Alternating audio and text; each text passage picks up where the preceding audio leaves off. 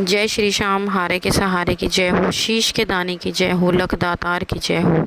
दोस्तों, आज की कहानी राजस्थान के एक छोटे से गांव में रहने वाले विनोद जी की कहानी है, जिसे सुनकर आप सच में सन्न रह जाओगे और आप कहोगे कि हाँ, श्याम बाबा वाकई ही चमत्कार करते हैं। दोस्तों, जब इंसान पूरी तरह हार जाता है ना, और जब वो एक बार बस सच्चे दिल से बाबा पर विश्वास करे और बाबा पर सब कुछ अपना छोड़ दे, बाबा को अपनी सारी परेशानी बता दे, फिर उसकी ज़िंदगी बाबा इस कदर बदल के रख देते हैं कि वो इंसान सोच भी नहीं सकता कि बाबा ने ये सब कुछ कैसे किया। बाबा ऐसे ऐसे चमत्कार करते हैं कि आप उन चमत्कारों के बारे में कभी अंदाज़ा भी नहीं लगा सकते। तो दोस्तों, कहानी को शुरू करने से पहले जो भी लोग हमारे वीडियोस को देख रहे हैं, जो नए लोग जुड़ रहे हैं, सबसे पहले वो हमारे वीडियोस को लाइक करें, शेयर करें, कमेंट बॉक्स में जय श्री श्याम लिखें। साथ ही साथ अगर वीडियोस पसंद आए तो हमारे चैनल को सब्सक्राइब कर बेल आइकन को प्रेस कर ले, क्योंकि हम लेकर आते हैं अपने इस चैनल पर श्याम बाबा से जुड़ी जानकारियाँ, श्याम बाबा के सत्य चमत्कार और श्याम बाबा के सत्य अनुभव, जो हम आप सभी लोगों के साथ शेयर करते हैं। तो चलिए दोस्तों, ज़्यादा देरी ना करते हुए कहानी को शुरू करते हैं। कहानी शुरू करने से पहले सभी भक्तों को जय श्री श्याम। तो दोस्तों, आज की जो एक कहानी है, ये राजस्थान के छोटे से गांव में रहने वाले विनोद जी की कहानी है। विनोद जी एक भाई और दो बहनें हैं। वो काफ़ी गरीब परिवार से हैं। विनोद जी बताते हैं कि उनके माता पिता का जीवन बहुत ही ज़्यादा कष्टों में बीता है। अब उनकी बहनें भी बड़ी हो गई हैं, उनको उनकी शादी की भी चिंता सताने लगी है। विनोद जी के माता पिता पे इतने भी पैसे नहीं थे कि वो एक अच्छे स्कूल में उन्हें अच्छी शिक्षा दे पाएँ, अच्छा ज्ञान दिलवा पाएँ, पर उन्होंने जैसे तैसे अपना 12वीं कक्षा उन्होंने वहाँ से पास की। और जब उन्होंने 12वीं कक्षा पास की, अब आता है कॉलेज का नंबर, लेकिन उनके माता पिता पे इतने पैसे नहीं थे कि वो उन्हें कॉलेज पढ़ा सके। विनोद जी घर के इकलौते बेटे थे और उनको लगता था कि भाई अब बेटियां, घर की बहनें भी उनकी जवान हो गई हैं, उनकी शादी करनी है, पिता कैसे करेंगे। उनको बहुत ज़्यादा टेंशन होने लगी। अब कॉलेज में पढ़ने के लिए तो पैसे थे ही नहीं। उन्होंने सोचा कि अब मुझे कुछ ना कुछ ऐसा काम करना पड़ेगा जिससे मैं अपनी बहनों की शादी कर पाऊँ, अपने पिताजी का हाथ बटा पाऊँ। तो उन्होंने अपने माता पिता को बोला कि यहाँ पर कोई काम नहीं है, मैं शहर जाकर वहाँ पर कोई काम करूँगा और वहाँ से पैसे कमाकर बहनों की शादी के लिए पैसे जोड़ूँगा। तो उनके माता पिता ने उन्हें काफ़ी मना किया कि नहीं बेटा, तुम इतनी दूर रहोगे, हम तुम्हारे बिना कैसे रहेंगे, अनजान शहर में तुम कैसे अकेले रह पाओगे। लेकिन विनोद जी ने कहा कि पैसे कमाने के लिए मुझे घर से दूर जाना ही पड़ेगा। जैसे तैसे माता पिता की आज्ञा लेकर वो वहाँ से निकल पड़े शहर के लिए। जब वो वहाँ से शहर के लिए निकले, शहर में जब आए, वो उनका कोई जान पहचान का नहीं था, ना तो कोई उनका रिश्तेदार था, ना ही कोई दोस्त था। उनको समझ नहीं आ रहा था कि आखिर मैं यहाँ पर कहाँ रहूँगा, कैसे रहूँगा। उनके पास इतने पैसे भी नहीं थे कि वो कहीं पर किराए पे कमरा ले लें। सिर्फ घर से वो 2000 रुपये लेके निकले थे, वो भी उनके माता पिता ने किसी से कर्ज पे लेके उन्हें दिए थे। पहले दिन तो वो रोड पर ही कहीं पटरी पर सो गए। अब वो अगले दिन उठे, उन्होंने कुछ ऐसा ही सस्ता सा थोड़ा खाना पीना लेकर खाया और फिर उन्होंने कई जगह ट्राई किया काम के लिए। सब ने मना कर दिया। किसी ने कहा तुम्हारे पास डिग्री नहीं है, किसी ने कहा तुम्हें अनुभव नहीं है, कैसे काम करोगे, कहाँ रहते हो, हम जानते नहीं, मतलब 100 बात। अब अनजान शहर में उनको समझ नहीं आ रहा कि आखिर वो कहाँ पे जाएं, क्या करें और क्या ना करें। माता पिता से तो कह दिया कि शहर जाके काम करूँगा, पर आखिर करूँगा क्या। फिर एक दिन एक चौक पर भीड़ लगी हुई थी। उनको समझ नहीं आ रहा ये कैसी भीड़ थी। वहाँ जाकर पता करा तो वो लेबर चौक था। वो भी उस भीड़ में जाकर खड़े हो गए। तभी वहाँ पर एक आदमी आता है और वो कहता है विनोद जी से, क्या तुम काम करोगे। विनोद जी ने कहा कि हाँ अंकल, मैं काम करूँगा। तभी उस आदमी ने कहा ईंटें ढोनी पड़ेंगी, सामान उठाना पड़ेगा, सीमेंट मसाला बनाना पड़ेगा। तभी विनोद जी ने कहा कि हाँ अंकल, मैं सब कुछ कर लूँगा, मुझे सिर्फ़ और सिर्फ काम चाहिए। तभी वो आदमी विनोद को अपने साथ लेकर और एक मिस्त्री को लेकर चला जाता है। वो कहता है मेरा घर बन रहा है और करीब 1.5 से 2 साल का काम है जो कि तुम्हें करना पड़ेगा। 700 रुपये पर डे झाड़ी थी। विनोद ने काम करना शुरू किया और डेली वो पैसे लेते और अपने पैसे जोड़कर कुछ पैसे गांव भिजवा देते, कुछ पैसे अपने खर्च के लिए रख लेते। उनके पास कोई कमरा नहीं था, इसलिए वो काम पर ही सो जाते। वो इतने परेशान थे, उनकी गरीबी को देखकर मालिक को थोड़ा दया आई, उन्हें तरस आया। तो वो दोनों टाइम का खाना विनोद को खुद ही देने लगे। उन्होंने कहा कि कोई नहीं, तुम यहीं पर सो जाया करो और यहीं से खाना खा लिया करो।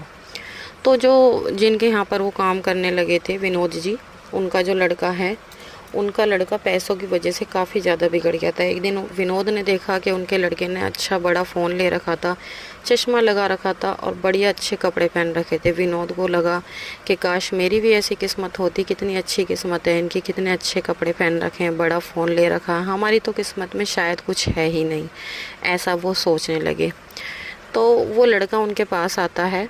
विनोद की कोई ज़्यादा उम्र नहीं थी, 21-22 साल उम्र थी। तो उनका लड़का कहता है कि भाई तू ये इस उम्र में क्या कर रहा है, तो ये झाड़ी का काम कर रहा है, ये उम्र तो जीने की है और अब तो तू कमा भी रहा है। जब तू इतना कमा रहा है तो थोड़ा बहुत अपनी लाइफ को एंजॉय कर। शादी के बाद कुछ नहीं रखा, सिर्फ और सिर्फ सारी ज़िंदगी कमाना है। अगर लाइफ जीनी है तो अभी जियो। तो इस तरह से उसने कुछ सपने विनोद को दिखाए। विनोद को लगा कि हाँ शायद ये सही कह रहे हैं। तो विनोद के वहाँ पर काम करते करते कुछ दोस्त वगैरह बन गए थे। अब जो उनके दोस्त थे वो दारू वगैरह पीते थे। एक दिन उनके दोस्त कहने लगे कि चल विनोद आ हमारे साथ चल। तो वो विनोद को बहका कर बार में ले गए और विनोद से दारू पीने की जिद करने लगे। विनोद ने मना कर दिया पर वो फिर भी नहीं माने, कह रहे कि एक बार पी कर देख, बहुत अच्छा लगेगा। विनोद ने काफ़ी मना किया लेकिन दोस्त नहीं माने, ज़ोर ज़बरदस्ती कर कर उन्हें थोड़ी सी दारू पिला ही दी। विनोद को दारू पीकर काफ़ी अच्छा लगा। उन्हें उस दिन बहुत अच्छी नींद आई तो उन्हें दूसरे दिन भी चस्का लगा।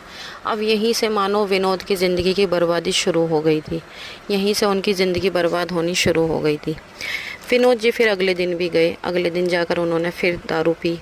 अब ऐसे ही करते करते वो रोज़ दारू पीने लगे। अब गांव में पैसे भी कम भिजवाने लगे। गांव से फ़ोन आता तो कुछ ना कुछ बहाना मार देते कि यहाँ पर ख़र्चा बहुत है, कमरा महंगा मिल रहा है, ऐसे करके बहाना मार देते और रोज़ वो दारू पीने लगे। उन्हें बहुत बुरी लत लग गई। फिर एक दिन उनका दोस्त कहता है, क्या तुम्हें पता है कि तो एक दिन में 2 से 3 लाख रुपए कमा सकता है? तो विनोद कहने लगे कि ऐसा कौन सा काम है कि ये जुए का काम है, इसे खेल, ये बहुत अच्छा है, अगर तू इसे खेलेगा तो तू बहुत जल्दी अमीर बन जाएगा। तो विनोद के मन में कहीं ना कहीं लालच की लालसा जागी। तो विनोद ने एक दिन जुआ खेला और उसने करीब 10,000 रुपये जीते। उनने 2,000 रुपये का जुआ खेल कर 10,000 रुपये जीते। तो विनोद को बहुत अच्छा लगा। उसे लगा कि ये तो काम बहुत बढ़िया है, मेहनत भी नहीं करनी और पैसे भी आसानी से आ जाते हैं। अब तो मानो उसकी ज़िंदगी और भी ज़्यादा नरक बनने वाली थी। फिर वो ऐसे ही करते करते जुए के लत में भी लग गया और वो रोज़ डेली जुआ भी खेलने लगा। कभी पैसे जीत जाता तो कभी हार जाता। अब धीरे धीरे उसने गांव में पैसे भिजवाने बिल्कुल बंद कर दिए थे। गांव से माता पिता का फ़ोन आता तो कहता कि काम हट गया है, काम नहीं मिल रहा है, परेशान हूँ, ये है वो है। अब उसने फिर कर्जा ले लेकर भी जुआ खेलना शुरू कर दिया और इतना कर्जा हो गया उसके ऊपर कि उसको समझ नहीं आ रहा कि वो कैसे उतारे, क्योंकि उसने अपने दोस्तों से भी ले लिया और उसके दोस्तों ने औरों से भी उसे महंगी ब्याज पे उसको पैसा दिला दिया, जिससे उसके ऊपर कर्ज हो गया और उसके कर्जदार उसको परेशान करने लगे। उसको लगता था कि जुए में जीत कर मैं उन्हें दे दूंगा, जल्द से जल्द लौटा दूंगा। ऐसे करके उसने 3 से 4 लाख का कर्जा कर लिया। अब उसको समझ नहीं आ रहा था, कर्जे वाले परेशान करने लगे, मारने की धमकियां देने लगे, कहते कि तेरे गांव जाकर तेरी बहनों को उठा लेंगे, तेरे माता पिता को मार देंगे, ऐसी ऐसी बातें विनोद को बोलने लगे। अब विनोद को इतनी ज़्यादा चिंता होने लगी, विनोद बहुत ज़्यादा परेशान हो गया। एक दिन रात को बहुत ज़्यादा रोने लगा और उसने फ़ैसला किया कि अब मैं तो मर के ही रहूँगा, जब तक मैं मरूँगा नहीं ये कलेश नहीं ख़त्म होएगा, ये कर्ज मेरा जब ही पीछा छोड़ेगा। ऐसा कहकर बस वो सुसाइड करने ही जा रहा था। एकदम से उसको आवाज़ आती है, जय श्री श्याम। तो वो देखता है अपनी खिड़की से झांक कर, उसके घर के पास में ही मंदिर है जहाँ श्याम बाबा का कीर्तन हो रहा होता है। और वो ये चीज़ भूल गया था कि वो श्याम बाबा को मानता है, क्योंकि उनके घर में श्याम बाबा की पूजा होती है। वो जब घर से निकला था श्याम बाबा को नमस्कार करके निकला और वहाँ से आने के बाद उसने एक भी दिन श्याम बाबा का नाम नहीं लिया। उसे याद आया कि मैं तो जब से आया हूँ मैं श्याम बाबा को भूल ही गया। उसे कुछ नहीं सूझा, वो रात को ही कीर्तन में पहुँचा और श्याम बाबा के सामने जाकर फूट फूट कर रोने लगा। श्याम बाबा से अपनी गलती की क्षमा याचना मांगने लगा। जब भी वहाँ पर एक व्यक्ति बैठा था जो कि अच्छा खासा पैसे वाला था, तो वो कहने लगा, क्या हुआ बेटा, तू क्यों रो रहा है, क्या परेशानी है, ऐसी क्या बात हो गई जो तू इतना ज़्यादा रो रहा है? जब भी वो बड़ी मुश्किल से विनोद जी चुप हुआ। विनोद ने सारी बात उस आदमी को बताई कि अंकल ऐसे ऐसे बात है, मैं अपने गांव से आया था, मुझ पे इतना कर्ज हो गया, मैं गलत आदतों में पड़ गया था। जब भी उस आदमी ने कहा, देख तू चिंता मत कर, अगर तू राजी है तो मैं तुझे अपने पास काम पे रखूँगा, मेरा कपड़ों का व्यापार है, तुझे मैं अपने पास काम पे लगाऊंगा। तो उसने कहा कि अंकल मुझे कोई काम नहीं आता। तभी उन व्यक्ति ने कहा कि उस बात की तुम चिंता मत करो, धीरे धीरे सब सीख जाओगे, जब तुम करने लगोगे तो तुम खुद ही सीख जाओगे।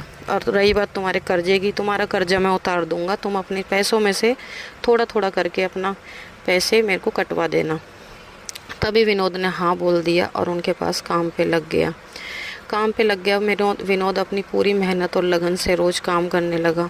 देखते ही देखते धीरे धीरे उसका कर्जा पूरा उतर गया और उसने अपनी सैलरी में से आधे पैसे कटवा देता सेठ जी को और आधे अपने गांव भिजवा देता। फैक्ट्री में ही वो रहता था, वहीं पर उसका खाना पीना। अब उसने बुरे लोगों के साथ उठना बैठना बिल्कुल बंद कर दिया था। श्याम बाबा का नाम लेता, बाबा श्याम की रोज़ पूजा करता और देखते ही देखते उसने अपना सारा कर्जा उतार दिया। जब मालिक ने देखा कि काम में बिल्कुल बढ़िया है, अच्छा है, मालिक ने उसका काम देखकर उसको मैनेजर की पोस्ट दे दी और वो आज श्याम बाबा की कृपा से 1.5 से 2 लाख रुपए महीने के कमाते हैं। विनोद जी कहते हैं कि श्याम बाबा ने मेरी ज़िंदगी बचा ली, नहीं तो आज मैं इस दुनिया में शायद होता ही नहीं। मैंने तो अपनी ज़िंदगी ख़त्म करने का फ़ैसला कर लिया था। मैंने जो गलत काम किया, श्याम बाबा ने मुझे सही रास्ता दिखाया और साथ ही साथ मेरी ज़िंदगी बचाई। आज श्याम बाबा की कृपा से उनके पास सब कुछ है। उन्होंने पैसे जोड़कर दिल्ली में ही अपना एक छोटा सा मकान ख़रीद लिया, जहाँ पर उन्होंने अपने माता पिता और अपनी दोनों बहनों को बुला लिया और हाल ही में वो अपनी दोनों बहनों की शादी करने के लिए लड़का देख रहे हैं और बहुत जल्द वो अपनी बहनों की शादी भी कर देंगे।